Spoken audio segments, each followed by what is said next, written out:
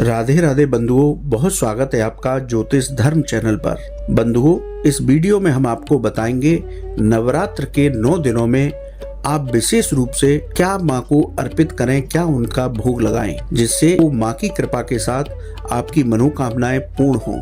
बंधुओं, यदि आपने अब तक हमारा चैनल सब्सक्राइब नहीं किया तो प्लीज सब्सक्राइब कीजिए, वीडियो को ज्यादा से ज्यादा शेयर कीजिए। शारदीय नवरात्र 15 अक्टूबर से शुरू होने जा रहे हैं। इन 9 दिनों में लोग शक्ति की देवी माँ दुर्गा के 9 रूपों की पूजा करेंगे।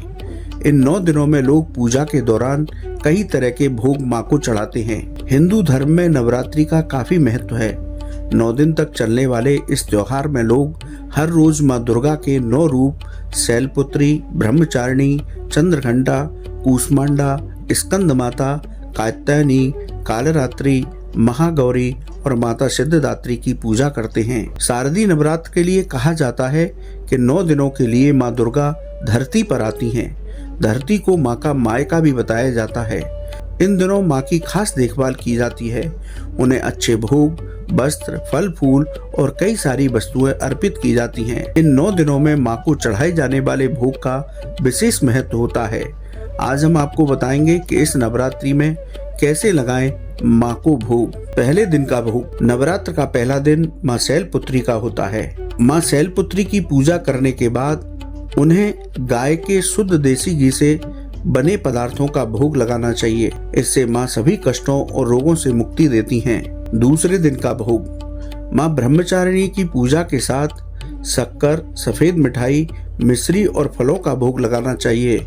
इससे माँ विशेष वर देती हैं, साथ ही आयु वृद्धि होती है। तीसरे दिन का भोग। तीसरे दिन माँ चंद्रघंटा की पूजा की जाती है। माँ को खीर पसंद है, उन्हें इनका भोग लगाना चाहिए। ऐसा भोग लगाने से दुखों से मुक्ति और आनंद की प्राप्ति होती है। चौथे दिन का भोग। माँ दुर्गा के कूष्मांडा स्वरूप की पूजा नवरात्रि के चौथे दिन की जाती है। उन्हें भोग में मालपुआ चढ़ाना अच्छा होता है। इसे प्रसाद को बच्चों में बांट देना चाहिए। मालपुए का भोग लगाने से विद्या बुद्धि का आशीष मिलता है। 5वें दिन का भोग। 5वें दिन माँ स्कंद माता का होता है। 5वें दिन केले का भोग लगाना चाहिए। इससे माँ आपकी अच्छी सेहत का वरदान देती हैं। 6वें दिन का भोग। 6वें दिन माँ कात्यायनी की पूजा की जाती है। इस दिन हमें शहद का भोग लगाना चाहिए। इससे जीवन में मधुरता आती है। 7वें दिन का भोग। 7वें दिन माँ कालरात्रि को गुड़ या उससे बनी मिठाइयों का भोग लगाएं। इससे माँ आपको सभी संकटों से बाहर निकालती हैं। 8वें दिन का भोग। 8वें दिन माँ महागौरी को नारियल या उससे बनी मिठाइयों का भोग लगाएं। इससे माँ प्रसन्न होकर सभी मनोकामनाएं पूर्ण करती हैं। संतान संबंधी परेशानियों से भी छुटकारा मिलता है।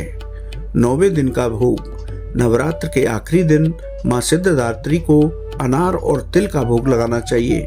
माँ सिद्धिदात्री प्रसन्न होकर साधक को मोक्ष गति प्राप्त करती हैं, साथ ही अकाल मृत्यु का भय दूर होता है। बंधुओं, शास्त्रों के मुताबिक प्रत्येक दिन अलग अलग भोग का विधान शास्त्रों में बताया गया है, जो हमने आपको इस वीडियो में बताया। इसी तरह आप प्रतिदिन अलग अलग भोग माँ को अर्पित करें तो आपके मनोरथ माँ अवश्य पूर्ण करेंगी। आपको शारदीय नवरात्र की मंगलमय शुभकामनाएं। जय माता दी।